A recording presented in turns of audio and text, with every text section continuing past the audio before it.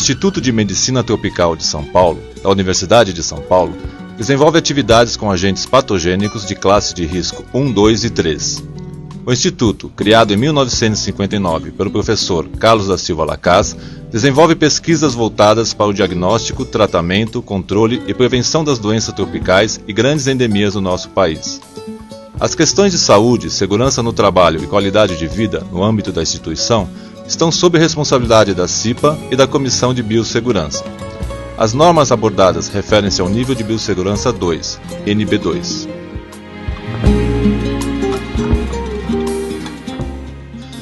Como norma de segurança, qualquer pessoa que venha ao Instituto deve se identificar na recepção.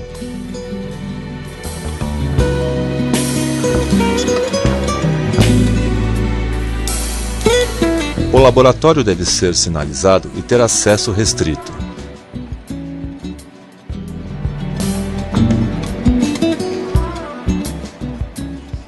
É importante a identificação e o controle de qualquer pessoa estranha ao laboratório, uma vez que os indivíduos estão sujeitos a diferentes riscos como físico, químico, biológico, ergonômico e de acidentes.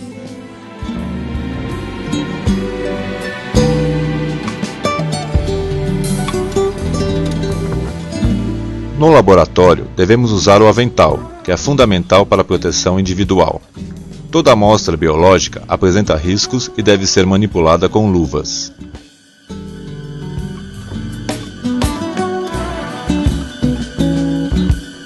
As portas devem ter um visor para diminuir risco de acidente. Os pisos do laboratório devem ser antiderrapantes, de fácil limpeza e os corredores devem estar livres.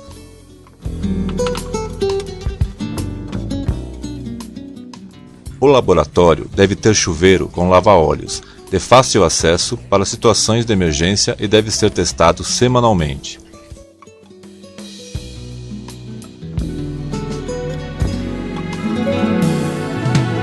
É importante que os extintores estejam em local de fácil acesso e devidamente inspecionados. A saída de emergência deve ter porta corta-fogo com passagem desobstruída.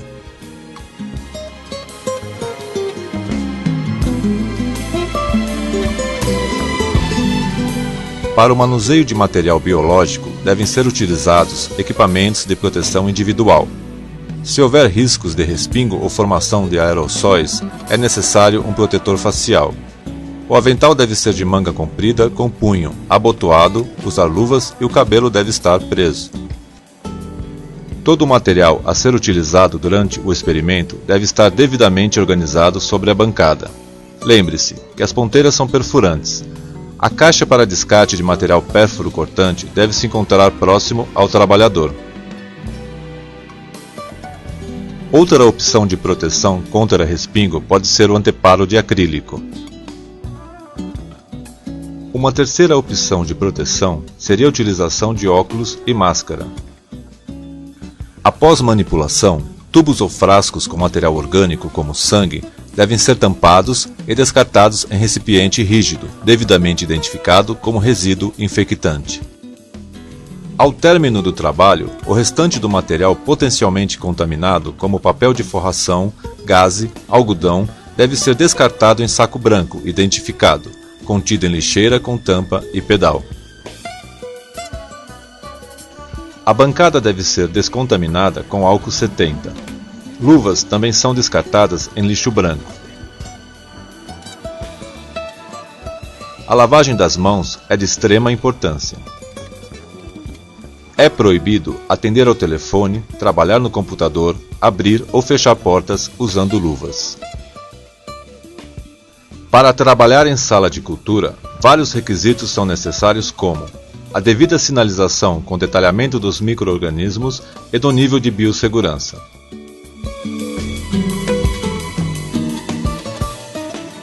É obrigatória a paramentação de uso exclusivo na sala, avental, máscara, touca, luvas e propés. As portas devem ter visores com vidro. Instruções para o uso adequado da sala devem estar afixadas em local visível.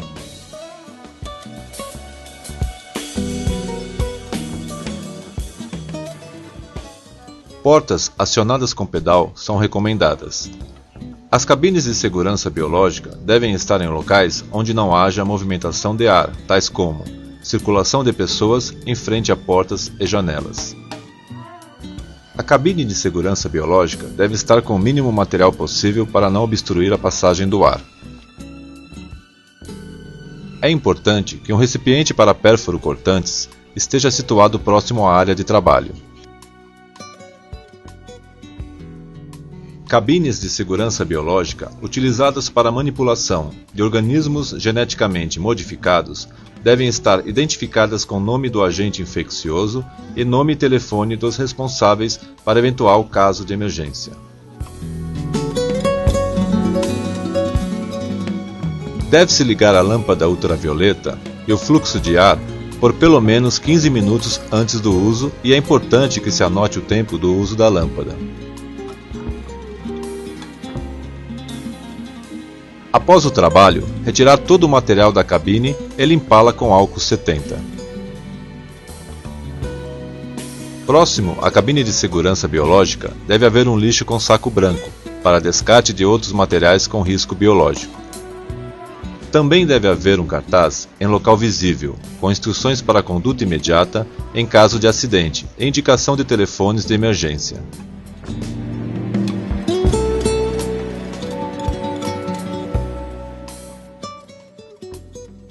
O laboratório deve conter capela química livre para o adequado manuseio de líquidos voláteis tóxicos. Antes do início da manipulação na capela, todo o material necessário deve estar devidamente organizado. Atenção para o uso adequado de luvas para os diferentes tipos de material. Sempre despejar ácido sobre água e nunca o contrário, para evitar risco de explosão. Em ensaios com solventes orgânicos como xileno, éteres, fenóis e outros, são necessárias máscaras apropriadas com filtro, tipo PFF2-VO. Atenção para a utilização de cabines de segurança classe 2B2 para ensaios com agentes infectantes concomitantemente contendo substâncias químicas voláteis.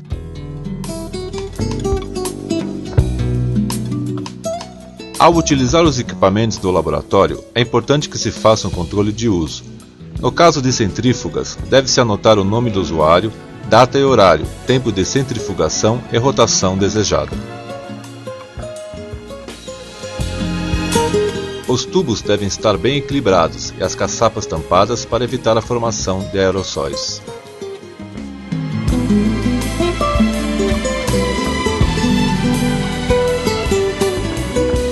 No manuseio de amostras congeladas em nitrogênio líquido, vários cuidados devem ser tomados. Uso de protetor facial e luvas apropriadas para evitar queimaduras. Atenção! Há frascos inadequados que não resistem às diferenças de temperatura e podem estourar, causando danos ao manipulador. No encaminhamento para o descarte final, deve-se utilizar carrinhos apropriados para cada resíduo.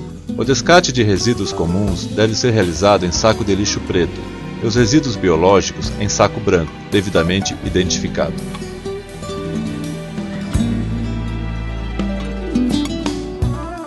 Consulte a bibliografia indicada para obter informações sobre a estocagem de produtos químicos, assegurando que reagentes incompatíveis sejam estocados separadamente. Evite armazenar reagentes em lugares altos e de difícil acesso, deixando esses locais para material plástico. Os reagentes devem ser armazenados em local ventilado. Não armazene os reagentes por ordem alfabética. Armazene por classes: ácidos, bases, solventes, sais, etc. No caso de ácidos e substâncias potencialmente perigosas, utilize bandejas com capacidade suficiente para reter o líquido, em caso de derramamento. Não guarde acetona e outras substâncias inflamáveis na geladeira, devido a risco de faíscas e explosões. Não guarde líquidos voláteis em locais que recebam luz. Os reagentes sólidos devem ser armazenados em local separado dos líquidos e devidamente organizados.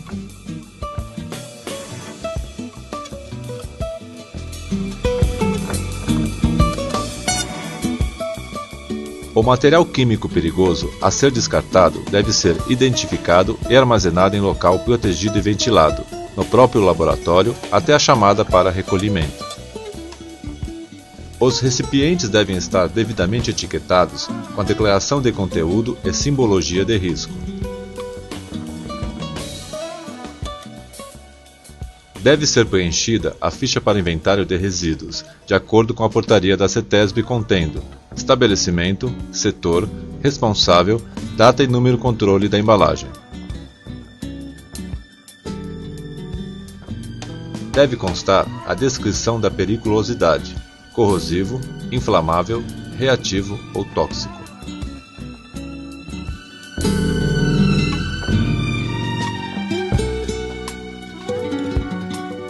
Os resíduos líquidos podem ser descartados em suas embalagens originais, mantendo-se os rótulos.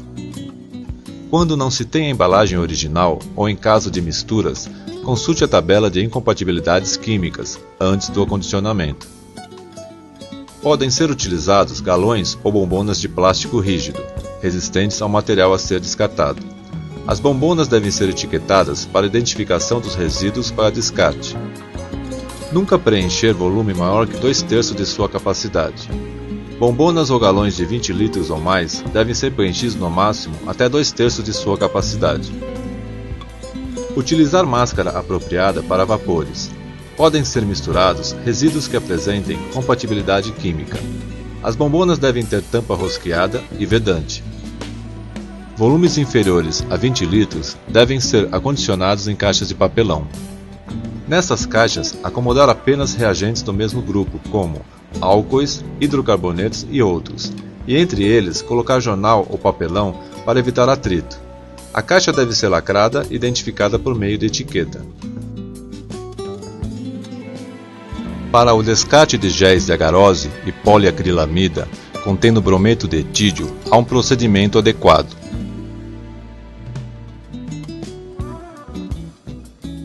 Manipular o gel com auxílio de 2 espátulas.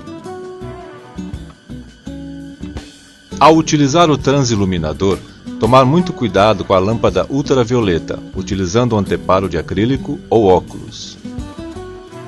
O gel deverá ser descartado em recipiente rígido apropriado para descarte de resíduos químicos.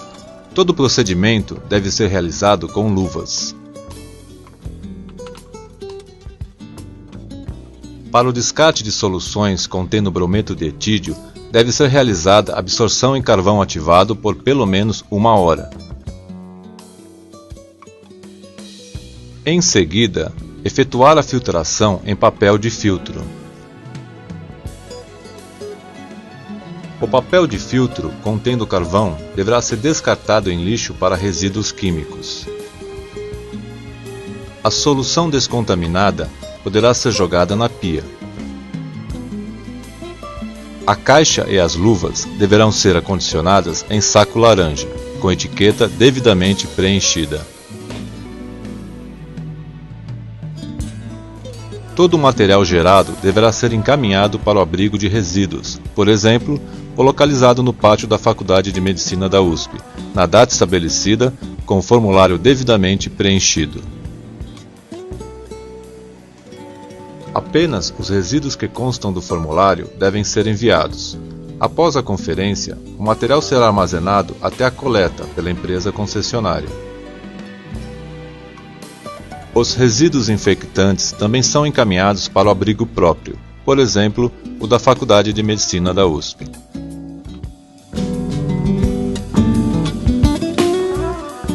Na manipulação de animais, o descarte de material pérfuro cortante é realizado em recipiente adequado. Carcaças e peças anatômicas de animais devem ser acondicionadas e identificadas com etiqueta própria para descarte de carcaça devidamente preenchida. Este material deverá ser armazenado em freezer identificado e reservado para tal finalidade, aguardando a coleta final.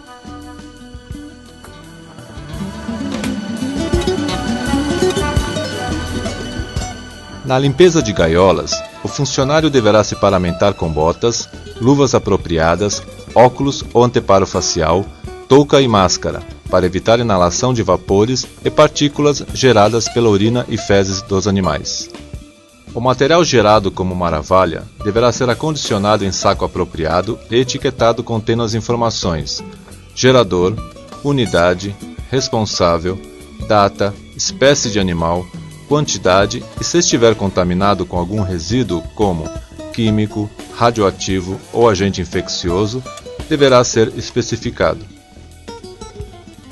O funcionário deve entrar em contato com a empresa que virá retirar o material. O descarte final é realizado no abrigo próprio, por exemplo, na Faculdade de Medicina da USP.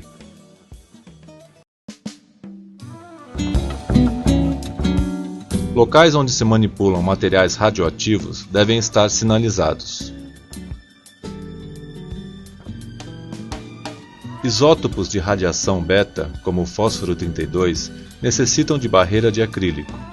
Todos os materiais necessários devem estar organizados na capela com a superfície forrada com papel absorvente.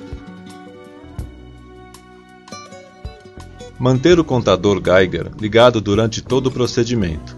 Descartar as ponteiras em frascos identificados com o símbolo de radioativo.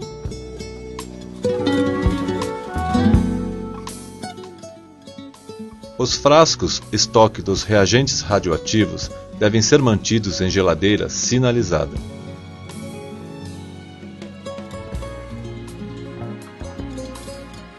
No término do procedimento, todo o material contaminado deve ser acondicionado no recipiente de acrílico identificado e datado.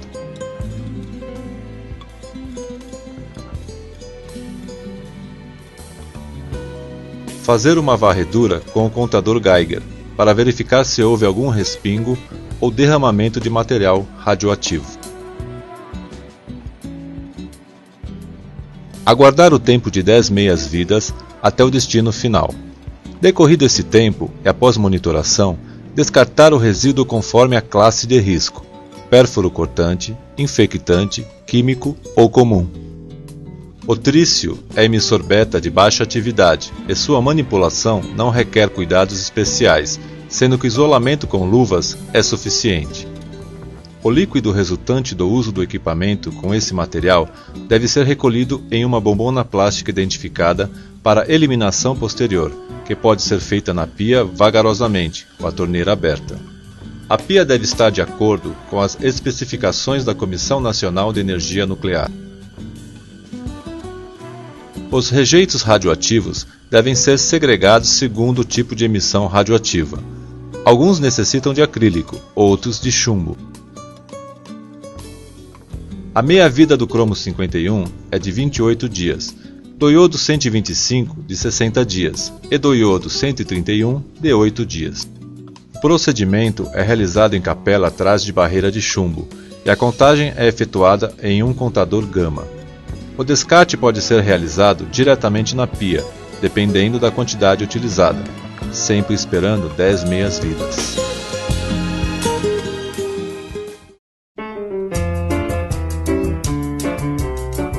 Usar equipamentos de proteção individual. Não reencapar agulhas. Não descartar material de risco biológico na pia. Não descartar substâncias químicas perigosas na pia. Usar calçados fechados. Retirar as luvas para atender ao telefone.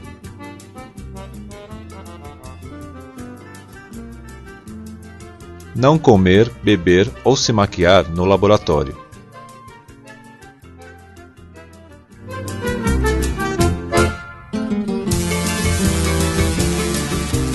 Transportar o material de maneira segura.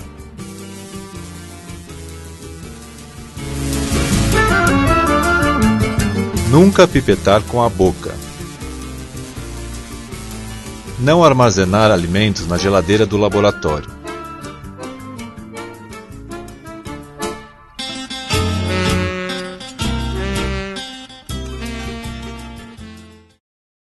O material a ser transportado dentro do laboratório deve estar acondicionado de maneira segura, utilizando bandejas ou carrinhos. Pessoas de cabelos longos devem mantê-los presos. Você deve estar sempre paramentado adequadamente, utilizando os equipamentos de proteção individual necessários, sempre calçando sapatos fechados e de preferência de salto baixo. Atenção para a retirada das luvas em certas situações, como o atendimento telefônico.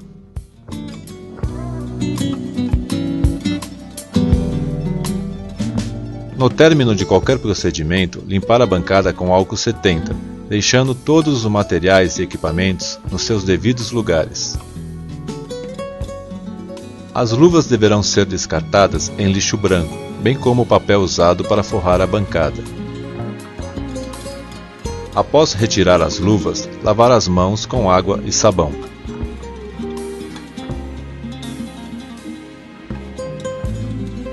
O avental deverá ser guardado dentro do laboratório, em local apropriado. Nunca entrar na copa com o avental.